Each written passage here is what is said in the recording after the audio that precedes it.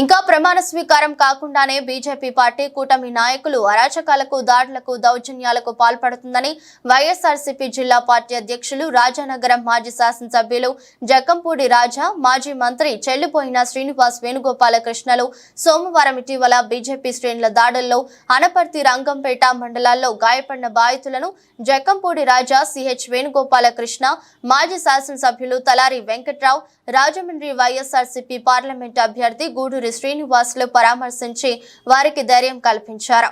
అనంతరం అనపర్తిలో స్థానిక మాజీ శాసనసభ్యులు డాక్టర్ సత్తి సూర్యనారాయణ రెడ్డి కార్యాలయంలో జరిగిన విలేకరుల సమావేశంలో తూర్పుగోదావరి జిల్లా వైఎస్ఆర్సీపీ అధ్యక్షులు జక్కంపూడి రాజా, మాజీ మంత్రి వేణుగోపాలకృష్ణలు మాట్లాడుతూ రాష్ట్రంతో పాటు అనపర్తి నియోజకవర్గంలో బీజేపీ కూటమి నాయకులు ప్రతిపక్ష పార్టీ శ్రేణులపై పాల్పడుతున్న దౌర్జన్యం, అరాచకాలపై, దాడులపై రాష్ట్ర గవర్నర్ కు, భారత రాష్ట్రపతికి, ఉన్నత పోలీసు ఉన్నతాధికారులకు ఫిర్యాదు చేస్తామన్నారు.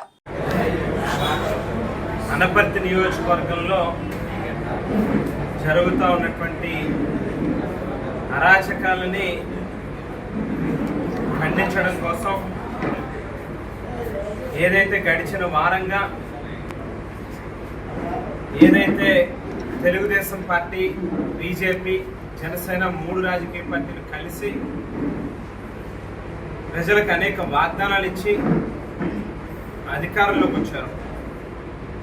చంద్రబాబు నాయుడు గారు మొదటి సంతకం డిఎస్సి కోసం పెడతానని, లేకపోతే మొదటి నెల 7,000 రూపాయలు పెన్షన్ ఇస్తానని, ఇటువంటి వాగ్దానాలు ఏవైతే ఇచ్చారో వాటిని విస్మరించి మొదటి ఆదేశం కింద రాష్ట్రం అంతా తెలుగుదేశం పార్టీ కార్యకర్తలు, బీజేపీ, జనసేన కార్యకర్తలు ఇష్టానుసారంగా విచ్చలవిడిగా ప్రజల మాన ప్రాణాల మీద దోపిడీలకి లేకపోతే దౌర్జన్యాలకి పాల్పడతారు. వ్యవస్థలు, పోలీస్ డిపార్ట్మెంట్ లాంటి వాళ్ళందరినీ కూడా కళ్ళు మూసుకుని కూర్చోండి అని చెప్పినటువంటి తీరు చంద్రబాబు నాయుడు గారి యొక్క మార్క్ పాలిటిక్స్కి, మార్క్ పరిపాలనకి మరోసారి అద్దం పడతా ఉంది. దానికి ప్రత్యక్ష ఉదాహరణే ఈ అనపర్తి నియోజకవర్గంలో జరుగుతూ ఉన్నటువంటి దౌర్జన్యాలు, దాడులు అని చెప్పి ఖచ్చితంగా చెప్పచ్చు. వేళ ప్రత్యేకమైన ట్రూపుల కింద తయారై బహుశా ఎక్కడో బీహార్ లాంటి రాష్ట్రాల్లో వినుంటాం మనం. ఇవాళ ఇక్కడ ఒక కారు, ఒక 10 మందిని ఒక టీం కింద తయారు చేసి ఇళ్ళకి పంపించి, ఇళ్లలోంచి బయటికి లాక్కొచ్చి ఆ కారులో దౌర్జన్యంగా ఎక్కించుకుని ఏదైతే స్థానిక శాసనసభ్యులుగా గెలుపొందినటువంటి రామకృష్ణారెడ్డి గారి యొక్క నేతృత్వంలో కానీ, ఆయన తనయుల నేతృత్వంలో కానీ చాలా దారుణంగా కొట్టి వాళ్ళని మళ్ళీ రోడ్ల మీద పడేసేటటువంటి కార్యక్రమం జరుగుతూ ఉంది. ఈ రకమైనటువంటి చర్యలు పాల్పడితే ఎవరం కూడా చేతులకి గాజు తొడుక్కుని లేము. కొంతమేరకు ఓపిక, సహనంతో ప్రజలు ఇచ్చినటువంటి తీర్పుని గౌరవిస్తూ తెలుగుదేశం, బీజేపీ, జనసేన 3 రాజకీయ పార్టీలు కలిసి ఏదైతే ప్రజలకు ఇచ్చినటువంటి వాగ్దానాల మేరకు ప్రజలు నమ్మి వాళ్ళకి ఓట్లేశారో ఆ వాగ్దానాలని నెరవేర్చడానికి కొంత సమయం ఇద్దాం, చూద్దాం అనేటువంటి ఉద్దేశంతోనే మేమందరం ఉన్నాం. అయితే వాటి మీద దృష్టి కేంద్రీకరించకుండా ఈ రకమైనటువంటి దాడులకి పాల్పడడం అనేటువంటిది మంచిది కాదు. ఇప్పటిదాకా ఓపిక పట్టాం. ఖచ్చితంగా దీని మీద తిరుగుబాటు అనేటువంటిది చేయటం ప్రారంభిస్తే ఖచ్చితంగా మాకు అధికార పక్షంలో కంటే ప్రతిపక్షంలో పాత్ర ఏ రకంగా పోషించాలి, ఏ రకంగా మీరు చేసేటటువంటి దౌర్జన్యాలని ప్రజల్లోకి తీసుకెళ్లాలనేటువంటిది మాకు బాగా తెలిసినటువంటి విద్యే.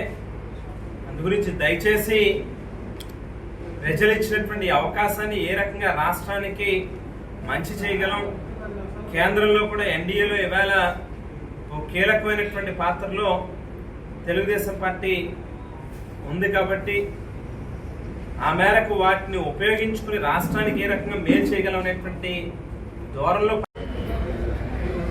ప్రజాస్వామ్యంలో పౌరుల ప్రశాంత జీవనాన్ని హరించేటువంటి హక్కు, పౌరుల ప్రశాంత జీవనాన్ని హరించేటువంటి హక్కు ఏ ఒక్కడికి లేదు.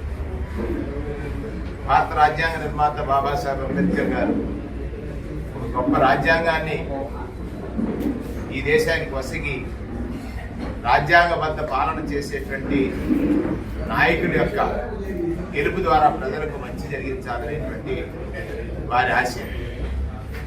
దానికి భిన్నంగా ఇవాళ గెలుపొందినటువంటి ఎవరైతే గెలుపొందినటువంటి పార్టీలు బాధ్యతగా పనిచేయాలి, గెలుపొందినటువంటి పార్టీలు పౌరుల యొక్క ప్రజల యొక్క ధన మాన ప్రాణాల రక్షణకి బాధ్యత వహించాలి. దానికోసం మనకు వ్యవస్థలు ఉన్నాయి. ప్రధానమైనటువంటి శాంతి భద్రతను రక్షించేటువంటి పోలీసు వ్యవస్థ, ఎక్కడైనా చిన్న చిన్న సంఘటనలు జరిగితే వాటిని నివారించేటువంటి న్యాయ వ్యవస్థ, అన్నిటికంటే ప్రజల యొక్క శాంతి భద్రత రక్షణ ప్రభుత్వం యొక్క ప్రధానమైనటువంటి లక్ష్యం.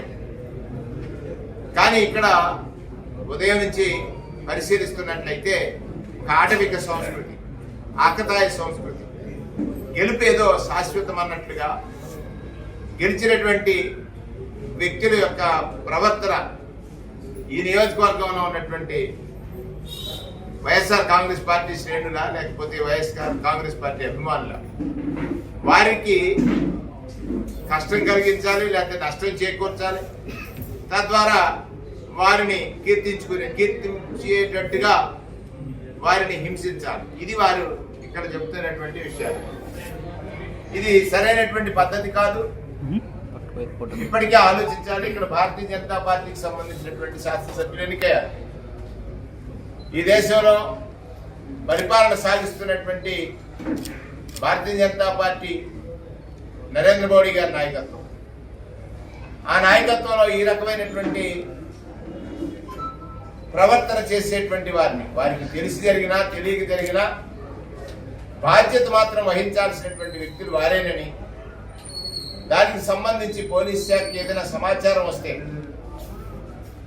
పౌర జీవనానికి విఘాతం కలిగితే, దానిలో ఏదైనా ఫెయిల్యూర్ జరిగితే దానికి బాధ్యత వహించాల్సింది పోలీస్ శాఖేనని, తాత్కాలికంగా తప్పించుకున్న న్యాయపరంగా హైకోర్టుకు వెళ్ళి ఎక్కడైతే పౌర జీవనానికి విఘాతం కలిగే సమయంలో సమాచారం చేరినా స్పందించినటువంటి వారి పట్ల చర్యలు తీసుకునేటువంటి విధంగా న్యాయస్థానాలను ఆశ్రయించడం,